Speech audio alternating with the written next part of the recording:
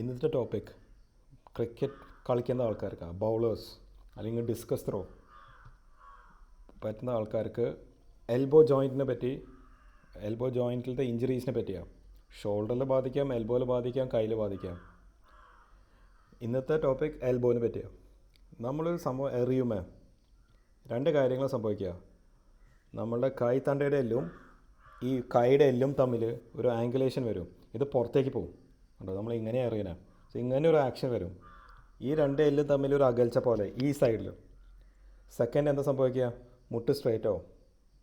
So ഉൾഭാഗത്തും back സൈഡിലാണ് loading വരാം. അപ്പോൾ ഇഞ്ചുറീസ് എന്തൊക്കെ പറ്റാം? 3 കാര്യങ്ങൾ.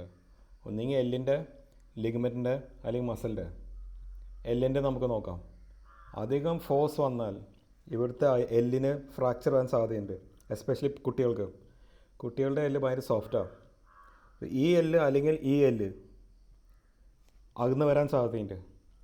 ലിഗ്മെൻറ്റ് ഇഞ്ചുറി വന്നാലോ, ഈ രണ്ട് എല്ലും തമ്മിൽ കണക്റ്റിങ് ചെയ്തൊരു ലിഗ്മെൻറ്റ് ഉണ്ട്, അത് പൊട്ടിപ്പോയാൽ അല്ലെങ്കിൽ അകൽച്ച വന്നാൽ തെറ്റാൻ തുടങ്ങും കൈ. ഫോർ എക്സാമ്പിൾ, ഒരു പെട്ടെന്ന് വെയിറ്റ് പൊന്തിച്ചാൽ എൽബോ സ്ലിപ്പാവും. എന്തെങ്കിലും പെട്ടെന്ന് എറിഞ്ഞാൽ മുട്ടിങ്ങനെ ലൂസാവുന്ന പോലെ തോന്നും, പവർ കിട്ടില്ല.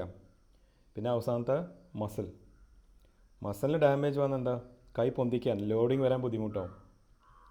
ഇതൊരു 100% ട്രീറ്റബിൾ കണ്ടീഷനാണ്. പരിശോധിച്ചിട്ടാണ് ഡയഗ്നോസിസ് വരാം. ചിലപ്പോൾ MRI എടുക്കേണ്ടി വരും. കറക്റ്റായിട്ട് ട്രീറ്റ്മെൻറ്റ് ചെയ്താൽ പിന്നീട് ഗെയിം കളിക്കാൻ പ്രശ്നം ഉണ്ടാവില്ല. Thank you.